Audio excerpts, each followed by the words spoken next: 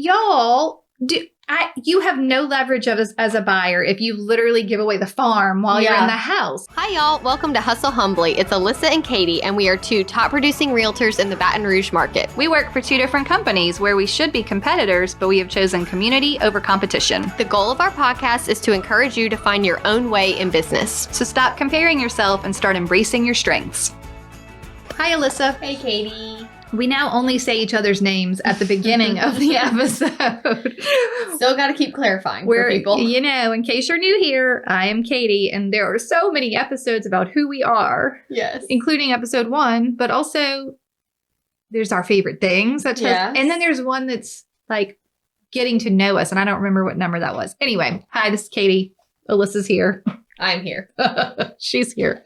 This is episode number 79, and I have zero idea how we made it to 79 without actually addressing probably the integral function that you serve in your real estate career, which is buyers. I didn't believe you when you told me that. Did you go check? We did not have a buyer episode. We didn't have a strictly buyer episode about the beginning to end of buyers, and I am going to call this episode, well, wait, did you ever watch Modern Family? Yes. Okay, great. This one's called Buyers. Buyers. Remember? Closets. That was his big competition. Yeah. Closets. I mean, we've had episodes where we've talked about buyers and where we have gone through the inspection process. Very in-depth on parts of the process. Right. But not from beginning to end working a buyer. Yeah, beginning to end working a buyer, which is typically the first thing you ever do. Yeah. As a new realtor. Mm-hmm. I'm doing my air quotes. It isn't the easiest thing that you do. Mm-hmm. It's easy to get a buyer client. You're not asking anyone to pay you money directly. Right. They usually don't interview like sellers. Yeah, they're just like, they think they only need a warm body to open doors. Right. So you fit that bill. Good news, new realtors. You can do this. You can do this. Mm-mm. Their standards may be low, but ours are not. Ours are not low. We're going to make sure you, even on your very first buyer, knock their socks off. Yeah. Okay. And so step 1, listen to this episode. Buyers. All right. Let's start at the beginning where it all begins. Okay. You have received a phone call from a buyer. Here's my first question to you. Do you receive the initial contact via phone, via email, via text? Via a social media message? You, Alissa, how do you receive your original buyer client? There are so many outlets. Okay. Sometimes it's a Facebook message. Hey, not sure if you remember me from high school or from wherever, but we need to buy a house. Right. But I do feel like I get a lot of phone calls that, hey, so-and-so gave me your number. So I was just calling to let you know I think we want to buy a house. Okay. So yes. All right. Tell me this. What is your process? Step 1, if you have received it via a Facebook message. Step 1 is to open my Trello. Mm-hmm. And so pretty much everybody starts off as an active buyer. Okay. You will know within 3 to 4 weeks if they need to be moved to your prospects. The B list.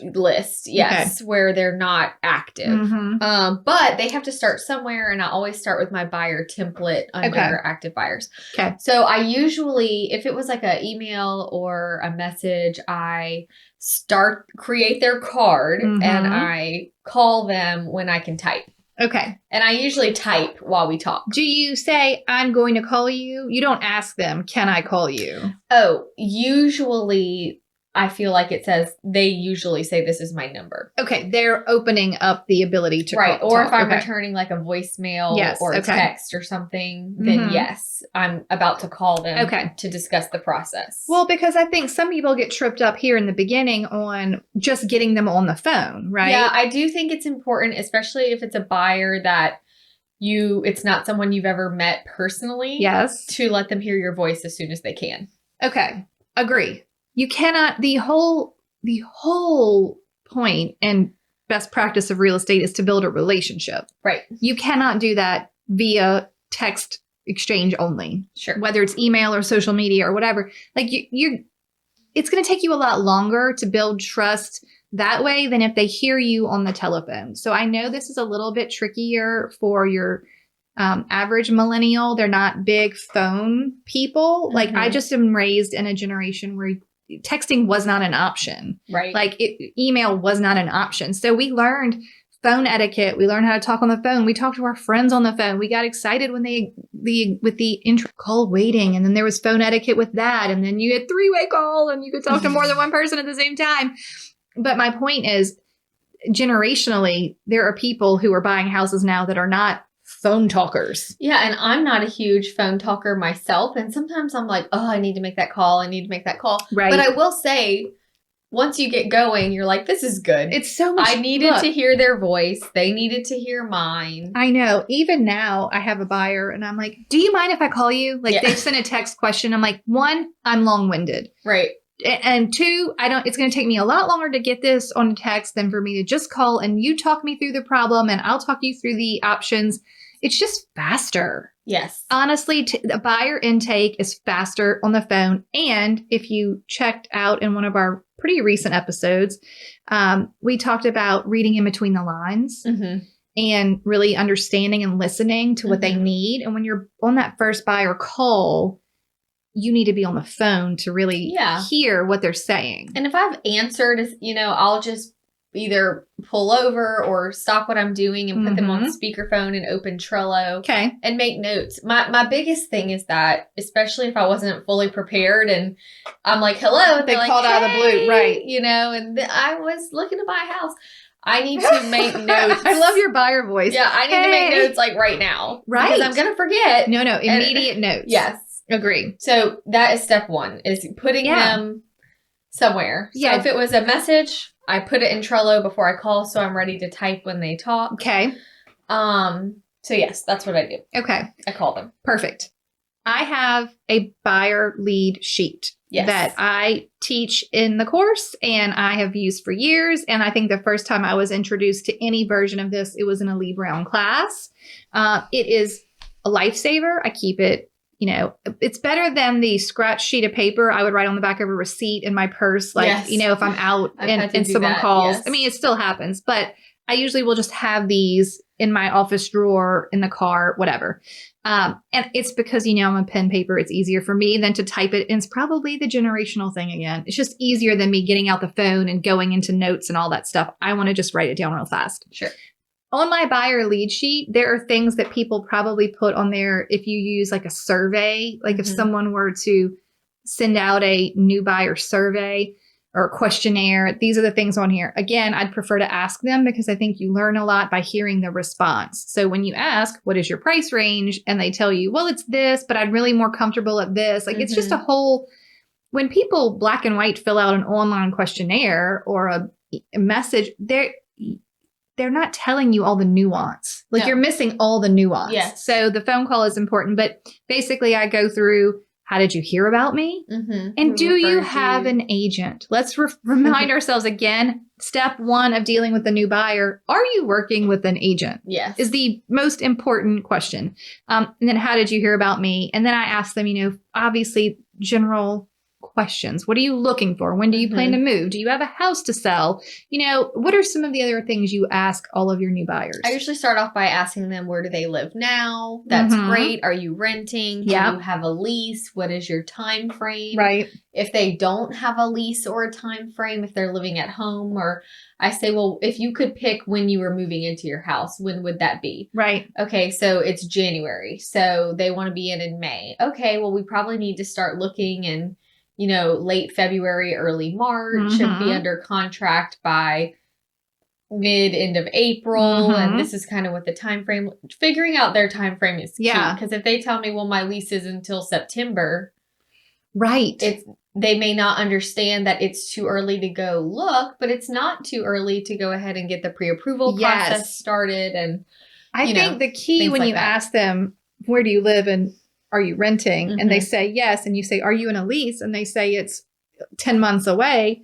And you ask them, when they want to move and they want to move in 2 months. And you say, well, does your landlord allow you to get out of your lease? And they say, no, you just have to be like, you understand that that's not how this works. Right. Like, it's going to cost you a lot of money. Yes. To break your lease. So it's really good to help them put it all in perspective and to give them goals and time frame. And I think you're right. I always tell them it is not too early to do your pre-approval. Never. That's the only way we can start to keep an eye on the market, know what we're planning for. And heaven forbid you have something you need. You have a perfect opportunity here. If there's something on your credit that you need to take care of and you've got 10 months, you've got to wait for your lease anyway. Well, don't wait until month 9, check your credit and find out there's a problem. Do it now. And then you've got all this time to work on it. And anyway, or what if you don't have any credit at all and you need to get a credit card and establish some history? Like there's a lot of reasons why I think the pre-approval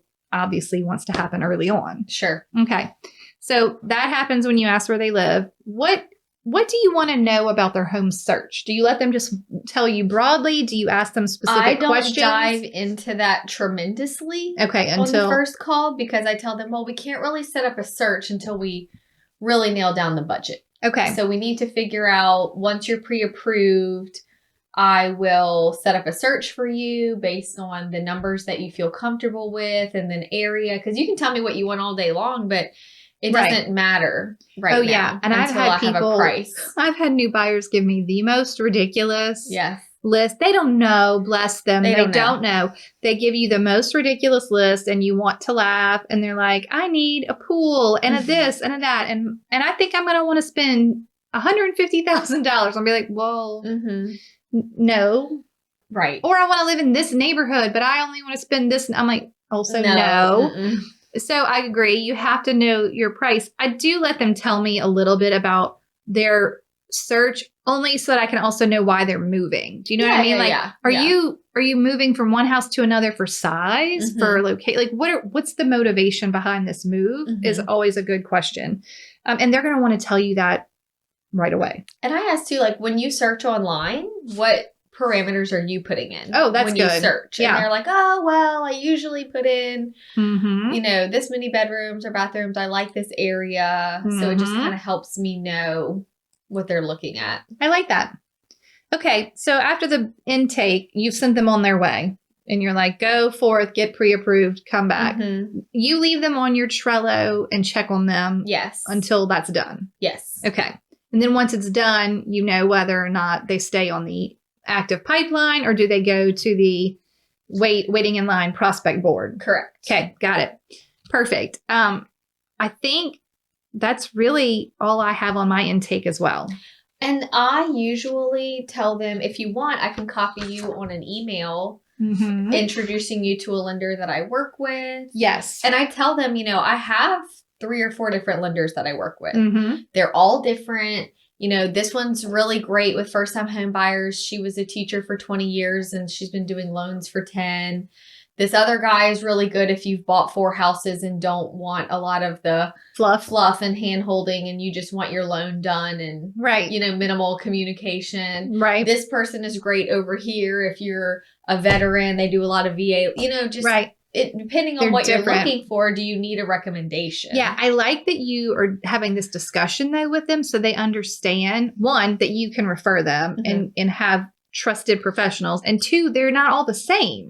So you have that specialized knowledge that they need. Buyers on that first call still don't know what you do. No. At all. No. And if you're already giving them advice like that, then they're like, oh, well, you were so helpful and I don't know any of this. And especially if it's a young buyer or maybe just even an older person who hasn't bought a house in a long time, sometimes they come to me and say, well, I spoke to my bank. And that triggers me to say, I think that's awesome because I don't want to scold them for doing the wrong thing. Right. But I just want to let you know, you may want to ask for what's called a fees worksheet. Right. I have found that banks, while they are usually great banks, are not always the best with mortgages. Yeah. You may want to compare them to a local mortgage lender. So request a fees worksheet. Right. And then they're like, oh, I never even thought about that. So I do try to, in that first conversation, show some value. Yes.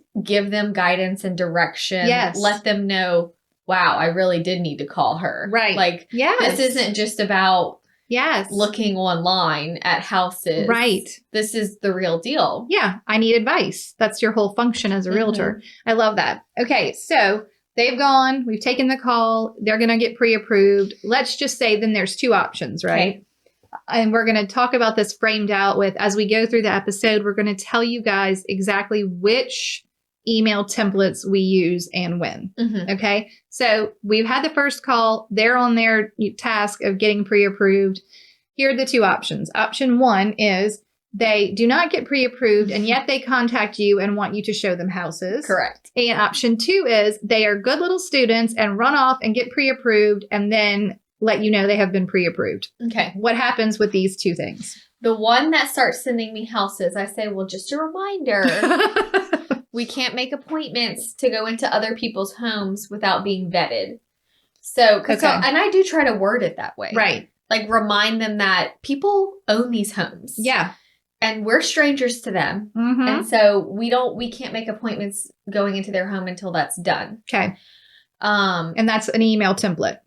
That can, if they send me a house, I could just respond with, I usually hold on to the pre-approval needed template until they say, well, I just want to see this house first. Yeah. Okay. Then you're like, no.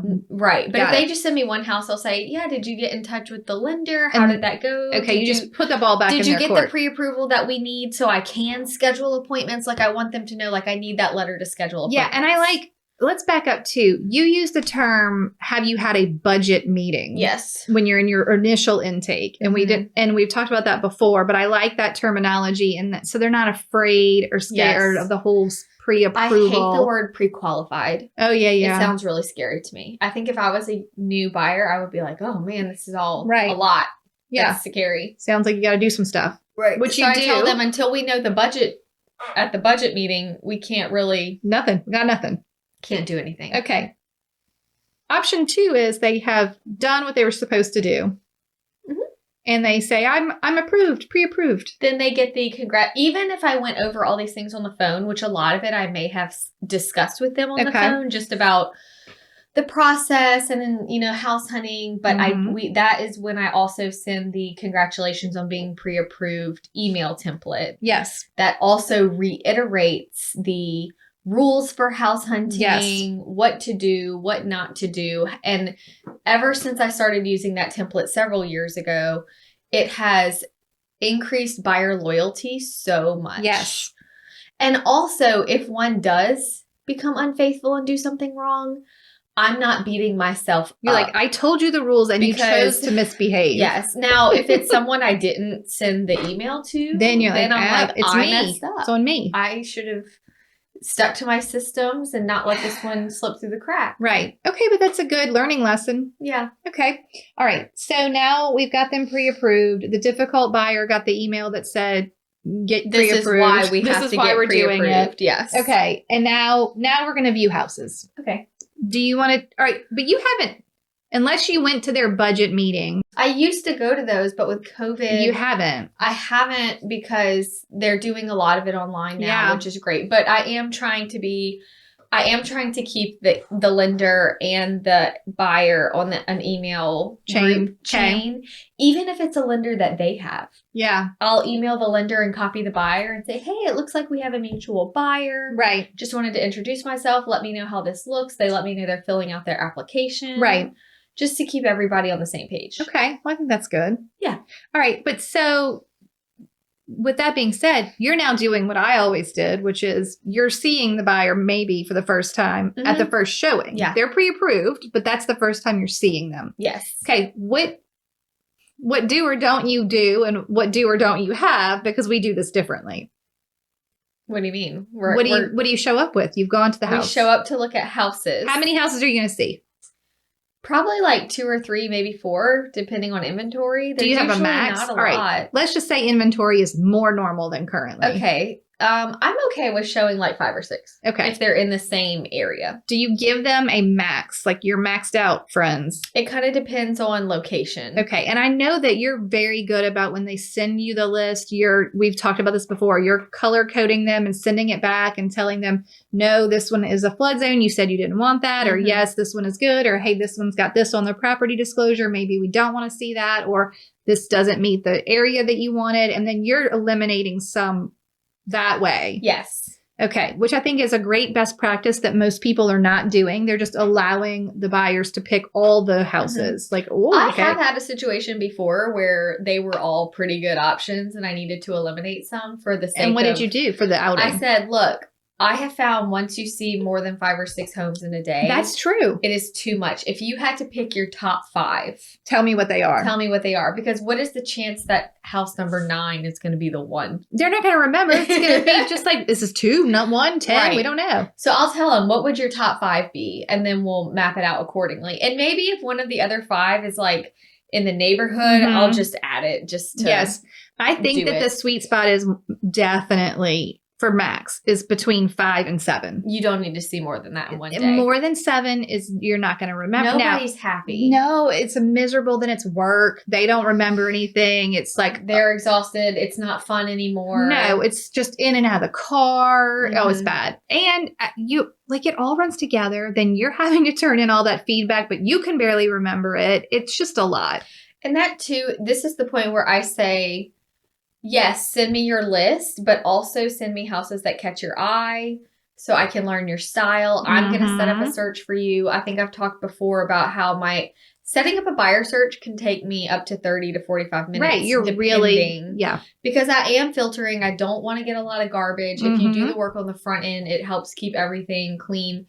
But while I am setting up that search, yes, I might email them and say, hey, I was setting up your search and I noticed that this subdivision kept coming up. Do you like this subdivision? Or should I eliminate it from the search so it doesn't email us every time a house there comes up? So I'll send them an email as usually by the time I finish their search, I have drafted an email to them saying what all the commonalities were. What you think about this or this or this. Should I eliminate this? What do you like old homes? Is this one too old? That's good. So it lets them know okay, she's really thinking it through. And then whenever I do get an email with their name on it from MLS saying a new listing has popped up, it's usually pretty spot on. Because you've really filtered the search. I like that. And so if they say, yes, we don't like that neighborhood or it's too far, I'll eliminate it from the search and then I don't get emails every time. Well, that's great. And then we're just emailing each other. So I send them stuff, they send me stuff. Yes. Okay. That's good. All right. Tell me about the logistics of when you make the appointments. Let's say you have 5 showings. You're going to go out and meet them for the first time. You use the showing time. You let it sort the route. You are using the tools that you have. How do you keep track of where you're going next? You just pull up your showing time app and let it tell you? No, I actually do like to have a piece. If we're seeing more than 2 houses. Yes. I have a MLS printout. Okay. Of all of the ones you're seeing. I usually have one for me. Okay. And one for them. Yes. Mine has the access instructions, the alarm. So I'm not scrolling through my email trying to find alarm instructions. Okay. And then I'll say, hey guys, here is a list of the houses in order that we are going to see them today. I would suggest making notes on each one. Yes. Or if you just don't like it at all, just put a big X on it. Yeah. No need to overthink it if it's not the house for you. And I show them, hey, on here, this is the days on market. This is how big it is. So this is the order we'll be going in. Okay. I would definitely make notes on this paper. And they're usually thank you. Yes. I do the same thing. And then I'm not fumbling. And then say we're looking at houses on Saturday and I'm scheduling them on Thursday. I go ahead and print out those printouts, staple them. And then I go to my email and write down my instructions, alarm codes and everything. On the printout. On the printout and delete the email. Yeah. So it's not in my email till Saturday. Same, girl. Yeah. Same. So when it's time to schedule the 5 showings, I printed out their copy from the MLS. Yes. And then my copy from the MLS. Yes. Okay. Same thing. I sort them out the way that they're routed, staple them together so they're in order. Then the way I do it, so I know that the appointment was confirmed, or that I called for it, or that I put hit the button to do it. I just write at the bottom of each page what time I think I'll arrive. Yes. So if it starts at 10 a.m., I'll put a 10 and then I'll write just below it 10 through 11. So I know that's the appointment time and that's when I have already sent the request for that appointment time. Once the appointment is confirmed, I put a little checkbox next to the time. Same. And I write the instructions. And then I do it on every page. So if I think I'm going to be at that house for 10 minutes and then I've got 10 minutes of travel time, the next one will say 10:20. And then I'll write 10 through 11. And that way I know if I'm getting off course, do I have to adjust these appointments while we're out? That's the other problem with doing more than 5 or 6. You can very easily get off course on your timing. And then all of a sudden you're having to call and change all these appointments at the end of your group. Okay, so I do all that. I have their copy, which I tell them the same thing you did, which is here's your copy. They're in order. Make your notes on this page. But I slip it inside of my buyer folder, which in my buyer folder is sort of like my hello, welcome to home buying kit. You know, you've already been pre-approved, but here's a vendor list. Here's my testimonials. I mean, most of these things, some of these things they have already seen, depending on how we have it has transpired. But it's got in there, you know, an inspector pamphlet and, you know, some other information they might need along with the steps to making a purchase in my words. So like how we do it in my world, here's the 1 through whatever list. It's all in the folder. It's in there with your MLS sheets. Now we go. Now we see the houses. Hello, friends. We are so excited that so many of you are using the template course and the reviews are just pouring in, letting us know that it has helped your business as much as it has helped our business. Yes, listen to this review. Thank you so much for providing this wealth of information, knowledge in template form. So far, I've used a handful and received positive feedback like, this is so professional, or I really appreciate how organized you are. I mean, can you imagine? Yeah, your clients are actually going to say that. Yes. All right, here's another one. Thank you so much for this. I can't tell you how many times I've started this and how many notebooks of samples and notes I had. I have ADHD and it is super hard to stay focused on getting it done. Having it all in one place is going to make it so nice. That is what we're here for. I know, just look, you don't need to reinvent the wheel. Just use these. Yeah, nice and simple, easy, ready to go, ready for you to put your own logo on, make it sound like you. So head over to hustlehumblypodcast.com/course and check it out. That's right. And you're going to enjoy them. You're going to love them. You're it's going to change your life. Literally fired my assistant. They are the best. Okay, enjoy the template. Yes, enjoy. Okay. Is there anything you want to tell us about actually seeing the homes? So sometimes whenever I have showing time and it has the 5 houses, I'll copy and paste the MLS numbers into MLS to have them all 5. Well, that's how I get them all 5 pulled up to print them out. Yes. Okay. But while those 5 houses are up, that is also when I might go through the property disclosures really quickly and write down the age of the roof. Anything else I saw on there that would be alarming or not alarming. So that way when we're walking through and they're like, how old's the roof? I at least have some notes on a few things. I agree. It is too hard to pull up the property disclosure on your phone while you're in the middle of showing. They don't all last that long. No. So they might ask me a question and by the time I've got it pulled up, they're ready to go. So it's easier to take a few notes on that actual paper. Okay. I like that. Now, what happens next? They have picked a house. Okay.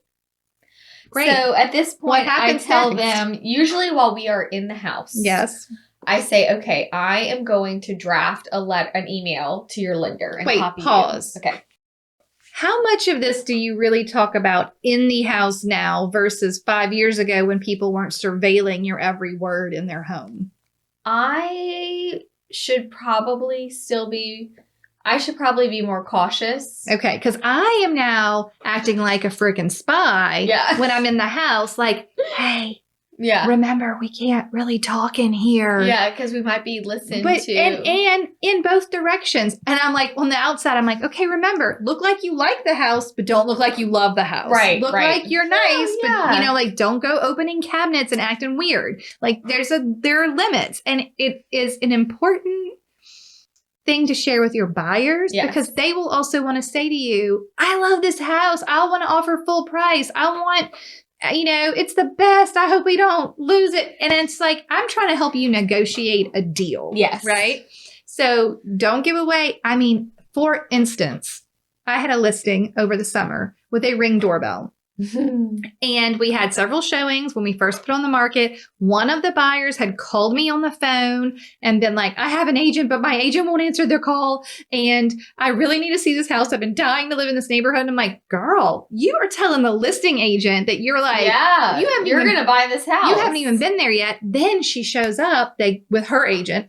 Here's the Ring doorbell. I did not you cannot tell your sellers what to do. They will not listen. I could tell my sellers all day, don't be listening to your Ring doorbell. Don't surveil your, buyers, but it's their home. All these Wi-Fi baby monitors where you can hear everything. They want to know it all. And here we go. Here's Brenda, who called me, so I already know she's obsessed. And then she comes out after the showing, out of the front door, and her agent's like, okay, well, I'll be writing up that offer you. And Brenda's friend is talking to her about how much they love the house and the Ring doorbell. Then she sits down on the front porch chair and gets her friend to take her picture in front of her new house. Stop it. I am not exaggerating one tiny little bit. And here is my seller calling me and sending me screenshots of the Ring doorbell. Actually, I think they sent me the video. And I was like, oh my word. Okay, this is happening. I mean, y'all, you have no leverage as a buyer if you literally give away the farm while you're in the house. Mm-hmm. So I try to save the conversation you're about to tell us for the car. Okay, so I do try to walk to our cars and lock up and say, let's talk, in our cars. And then while we are in the driveway, I'm saying, look, I'm going to email the lender. I'm going to copy y'all. And I say, hey, lender, we are at this house address. This is the list price. Can you let me know how much in closing costs we would need to ask for? Mm-hmm. Estimated monthly note at this price. And I ask it at list price. Yeah. Because I want them to know. Right. If we get countered. Yeah. If we get countered, this is going to be worst case scenario. Right. Anything else is going to be less than this. Yes. And could you please send me a pre-approval letter? Yeah. At this time. Yeah. So usually by the time I get to my computer, it is there, which I think is important. In the lender you choose. In the lender that you choose. I respect boundaries as much as any of them, but when it is game time, I'm writing an offer. Right. Then I might have to text my lender that I emailed and say, hey, just want to let you know so-and-so wants to make an offer, so I just emailed you. And they're like, oh, thanks, because I was doing yard work. I'll go do that real quick. I got you. But if it's just a general question for the lender, we're not making an offer right now.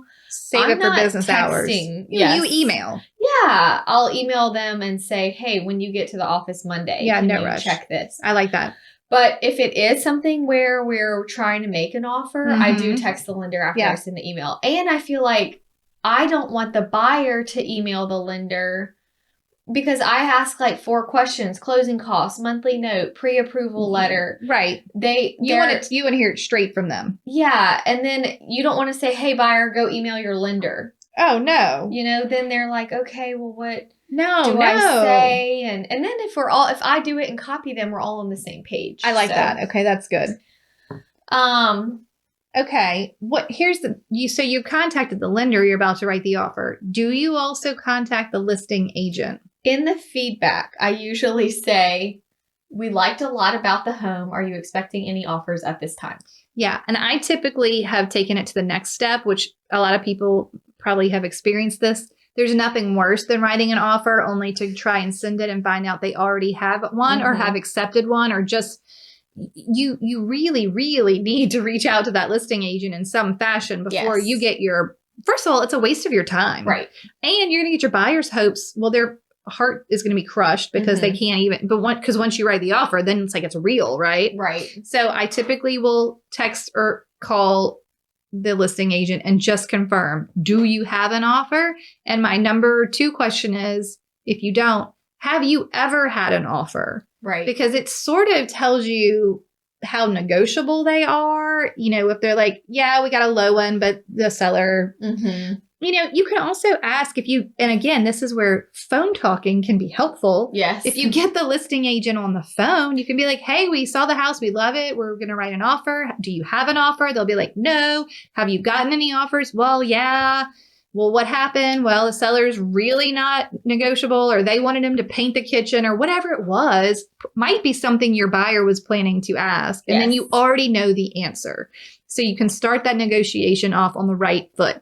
And sometimes they tell you stuff maybe they shouldn't be telling you. Right. Seller has relocated. They're desperate to sell. Bring us that offer. So the phone call is huge. Yes. Or at least, at the very least, a text or some method of contact where they say, no offer is on the table. Sure. Okay. Now you're writing the offer. Mm-hmm. Have we done one on offers?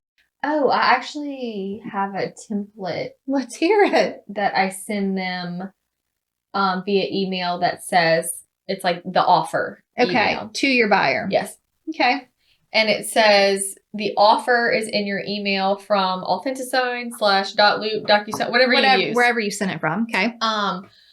A few things I know we talked about it, but a few things I want you to note. Okay. And then I have line blah blah blah shows where I asked for the refrigerator, washer, dryer.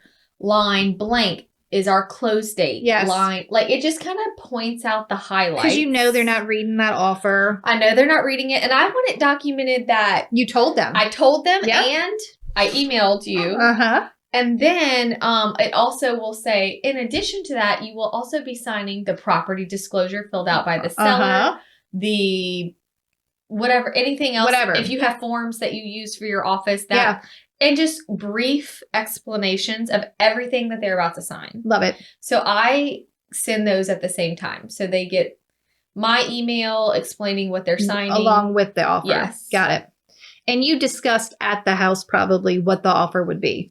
Yes, or do you have to go kind home and do I comps usually have sometimes? to do comps. I say, okay, I've emailed the lender. We're going to see how you feel about the numbers that they send back. Right. In the meantime, I'm going to run comps and let you know what I think we should offer. Yeah. So after I get email numbers back from the lender, I will usually call them and say, hey, how did you feel about these numbers? I think we should offer this. Yeah. I'd like to interject here. It is not an issue if you did not pull 5 to 7 property reports before, like CMAs before you go. I don't run comps on. That makes no sense to me. Much. It's too, and you know what?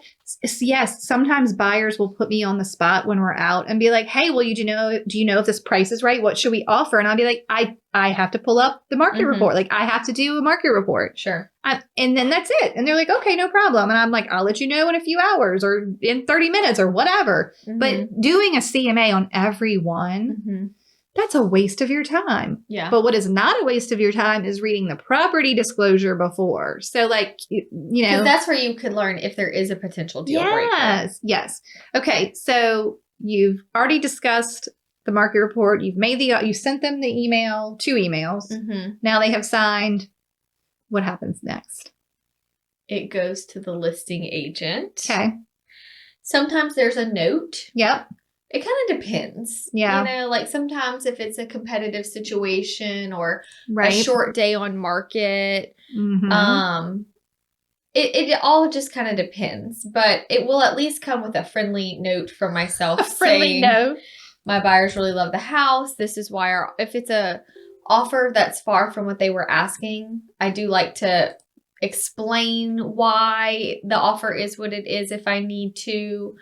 I might say something like closing costs are very important to the buyer. Yeah. Okay. That's good. Just kind of giving them a little bit of insight into what we're looking for. Okay. In hopes of a counter that we can just accept. Okay. I like it. I was looking up. Episode 43 is offer accepted. Okay. That is the episode strictly on offers. So I think that'd be a good review. Yeah, if you want to go and really get deep on what we're putting in there, what's happening, it's all there, all in episode 43. Okay, so I was like, man, I feel like we definitely have talked about offers, but just not the other part of the process. And I don't mean to backtrack, but I keep thinking this. I think it is very important, and not enough realtors do it, to be involved during the lender side of the buyer. Okay. So many realtors say, well, just get pre-approved, let me know, or here's a link, let me know. But I think it is our job to help especially the young first-time home buyers understand that it's not all about the interest rate. Yeah. It's not all, it's about the fees. Oh, they don't know what that even means. Like all of that means. Right. And that's where us being teachers really comes in and needing to educate them on the questions to ask.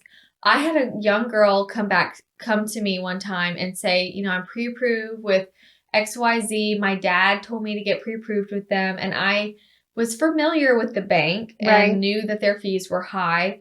And I just told her to get a fees worksheet. And I sent it to a local lender and got the same fees worksheet. And it saved $2,300. It's a lot of money. For the same interest rate. Yeah. And at first her dad was like, you don't need to be shopping and letting other people pull your credit. It's going to damage all your credit, blah, blah, blah.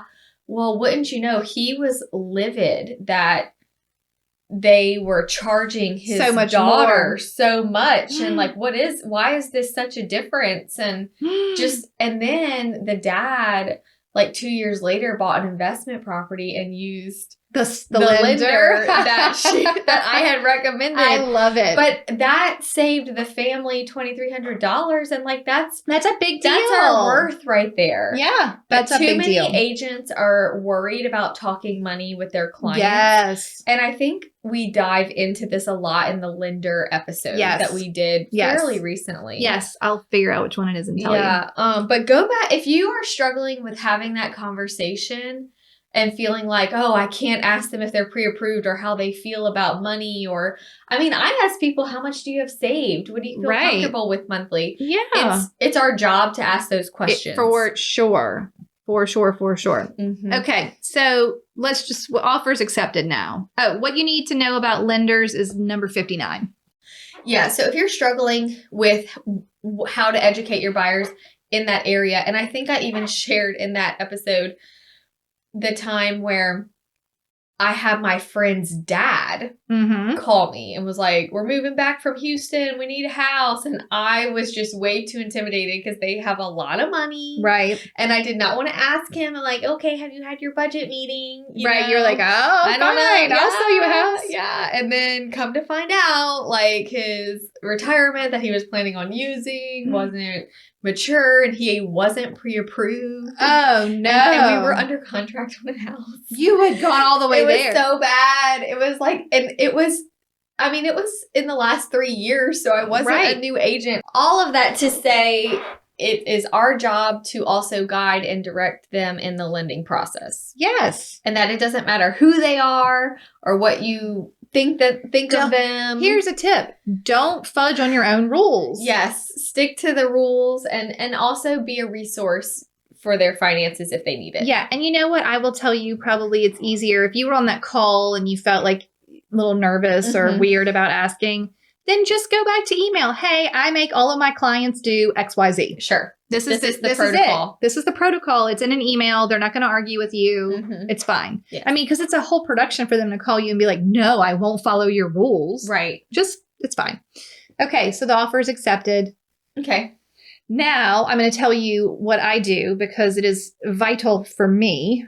And I have built it into your Trello system now. Okay. I have my buyer. Hi, YouTube. You can look at my paper. I have my buyer contract information sheet. Okay. On the front page, it goes through all of the contact info, the client, all the specifics of the contract date, deposit, sale price, repairs, concessions, warranty, appliance, termite. It's all on here. Okay. Then I've got the Realtor co-op information, the mortgage, the title. If I need inspection information's on here, it's all on here. Great. It's basically like a huge contact page for my transaction. It is all right here. Great. On the back side, it has my workflow. So my checklist. All of this is now input into my Trello template. So the buyer card and the seller card have this in it. Okay. So I don't have to use the paper. I like a little paper just for my visual brain. It likes it. But so now that the offer is accepted, I fill all this out. Okay. So that I know, and it's a perfect overview glance at your transaction. And this type of information is all also housed within pretty much every single CRM there is. I just don't like a CRM. It hurts my brain. Yes, it's too much. This is the simplest, easiest way for me to say, oh, Yep. Client name. Here's their information. I'm calling about a warranty. I have all of it right there. Here's the title company. I've got it all. Yes. So that's what I have. What do you do to store the information you need during this time? Trello. Okay. But also an Excel spreadsheet. Oh, you do? I do.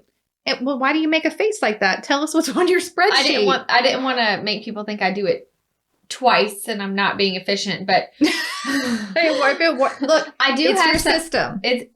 So the assistant that I have has the Excel spreadsheet for kind of like works best for her too. So, but she emails it to me every Monday and it's updated. It's a Google sheet. Yeah. And it has lender, title, all of it. If I'm supposed to provide the WDIR, same things that yours has, I'm sure.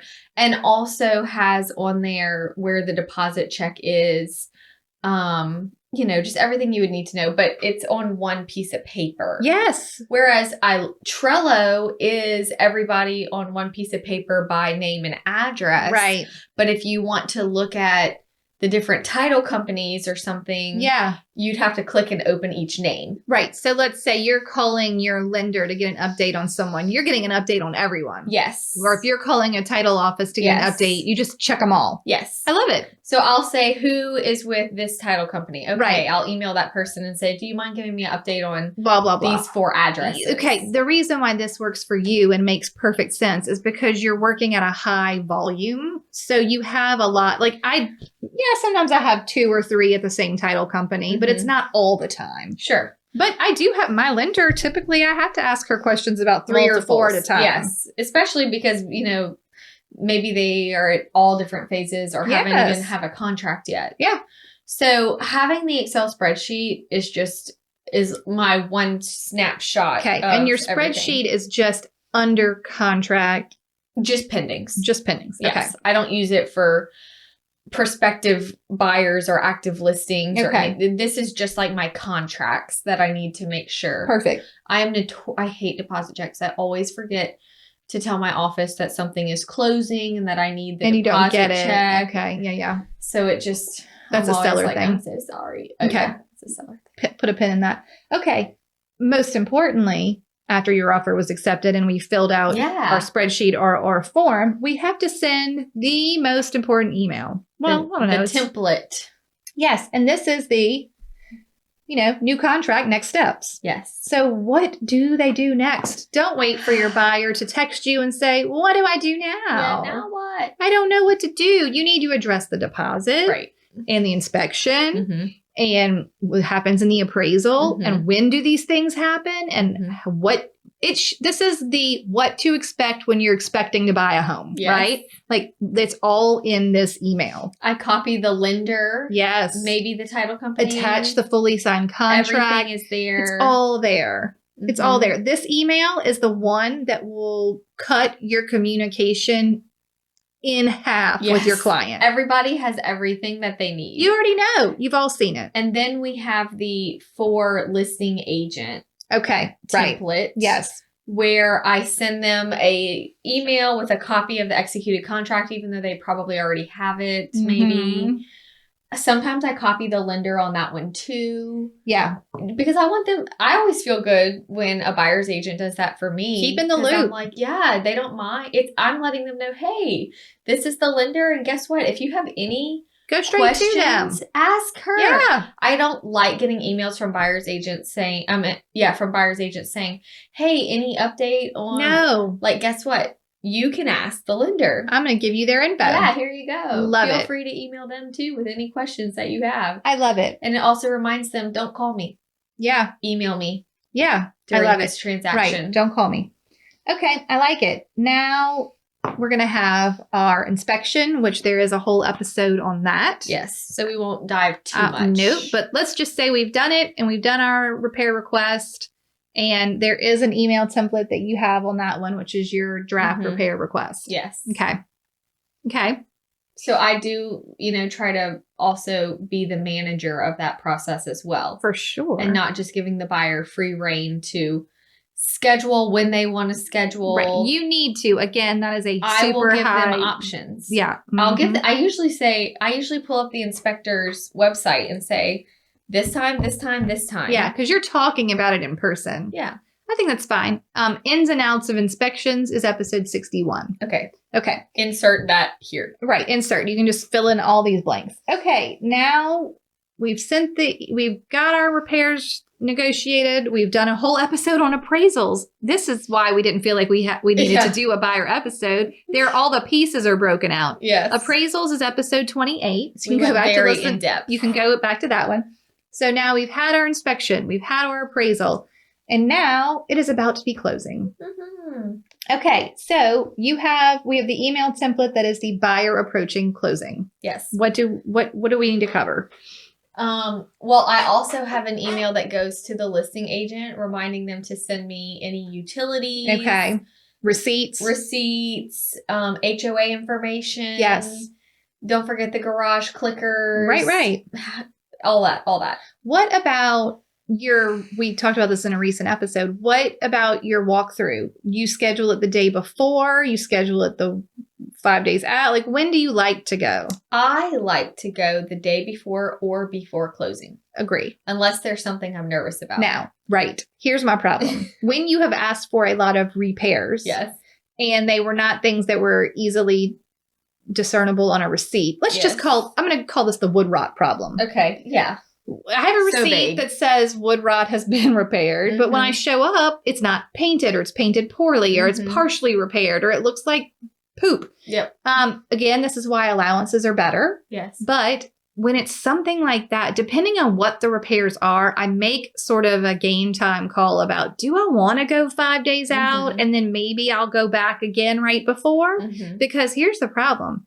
No matter what happens, I want to go for that final walkthrough as close to the closing as possible. 1 day before, Right. in the afternoon, Right. Same. or morning of, if it's a later in the day closing, because not just the repairs, you can't check condition that far out and be just assuming everything's fine. Well, the seller isn't usually moved out 5 days before No, closing. but even on a vacant house, what if something, a pipe burst or something happened? I just can't. No. We need to go as close to as possible. Yes. I usually like to schedule them back to back. Like, hey, meet me there at 2. We're closing at 3. Yeah.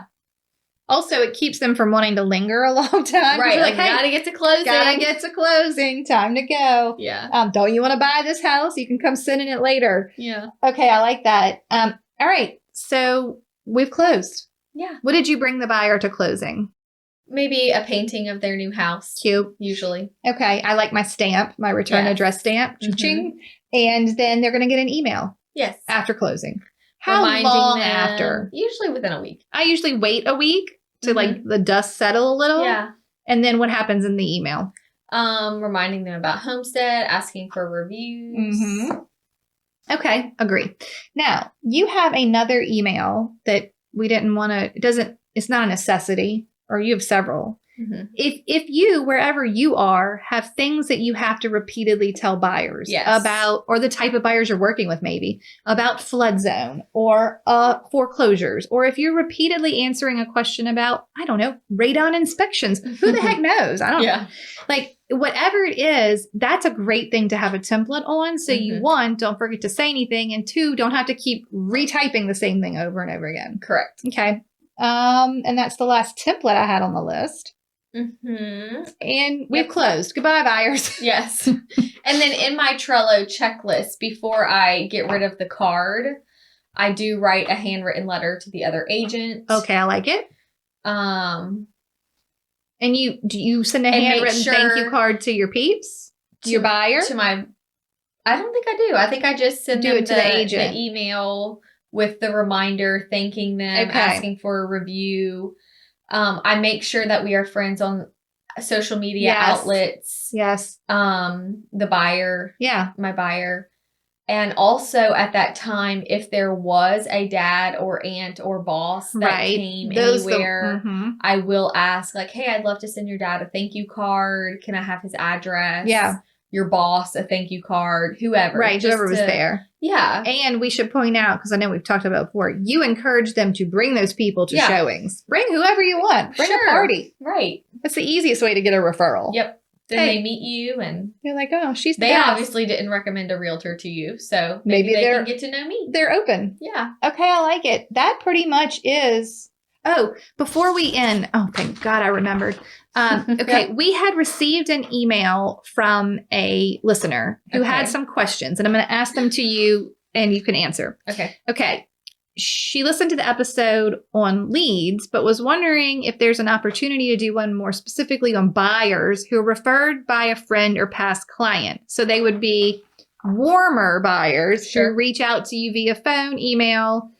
So far what we've talked about is how I would deal with them, like the regular intake and all of that. Sure. Here's the questions. What documents are you sharing after the first 1 or 2 contacts? Do you share any documents after the first 1 or 2 contacts? I mean, you're sending the template of get pre-approved. Yeah. And then the congrats on pre-approval dives into the process a little bit. Okay. All right. And we've already covered her second question, which was what questions you were asking in the initial contact. Yes. And then we've already talked about my buyer folder because she asked if you had one and what was in that. This is another thing I want to point out about this. If I get someone in my sphere, past client, personal, whatever, who says, oh, I gave your name to so-and-so. I will always say, hey, do you have their email address? Do you mind if I just send a quick hello? Because here's the problem.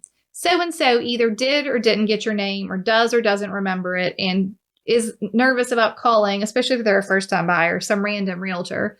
And I'll just send a quick email that says, hey, Susie said she recommended me. Just wanted to drop a quick hello and say, I'm here if you have any questions about the process. Attached are my client testimonials and the steps to making a purchase. See, I think that's good. Oh, thank you. I don't have anything like that. Okay. It is really helpful to pin them down an email and open up dialogue. That's important. Because, then they're like, oh, hey, thanks. She did, or we are, or yeah. And I definitely have caught people who I think would have just moved on and found somebody else or just called a random person on the internet. And they were like, oh, well, you're nice. And I can now read your reviews and see what the process is. And I'm always mindful to tell the referrer, hey, I'm not going to be salesy. Right. I just want to say, hey, and open and I'll say that. I just want to say, hey, and open dialogue just to let them know I'm here. I need to do that. Okay, great. I like it. So it's one of my best practices on that template. Great. Super. I'll put it on the list. Right. No one needs to be listening to me add that to the list. Pre-buyer template. Okay. And I think those were all of the questions. Because she had been getting more referral calls. Yay. I love that. Okay, perfect. All right. And when you get those referral calls for buyers, if they're further out, just make sure you're storing them on your Trello or someplace so you follow up accordingly. And if you have a buyer that is a continual rule breaker, it is okay to let them know that it's just not how you operate. Yeah. And that you dedicate your time to those that are loyal. Right. And operate the way you do. Yeah. I am as loyal to you as you are to me. Right. So someone else is going to get my attention. So it's okay because I've had a few just along the years that called signs no matter what. They're like, it's fine. I've had people, well, I saw them outside and so I stopped. I'm like, that's against the rules. That's against the rules. That's not how I operate. It's okay to tell people. Yeah. This is not okay. Right. If they need to move on to someone else. Yeah. I'm okay if you need to interview other agents. Sure. Okay. Very well. Are you ready for a toast? Yes. All right, buyers. We did it. Okay, today's toast comes from Laura Halifax, and she wants to toast to the Chelsea L team from Nova Scotia, Canada. Canada? They're a powerhouse of women. Oh my gosh, in Canada. That's right. So cheers to the Chelsea L team. Okay. I don't know how many people are on the team, Yeah. but I hope they all hear this. Great. And thank you to Laura for sending in that toast. Thanks, Laura. Okay, cheers, guys. Cheers. Okay, goodbye.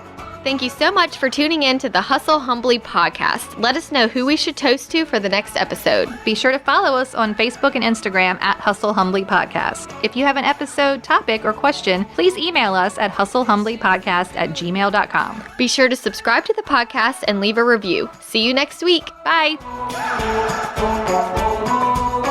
This is the good life.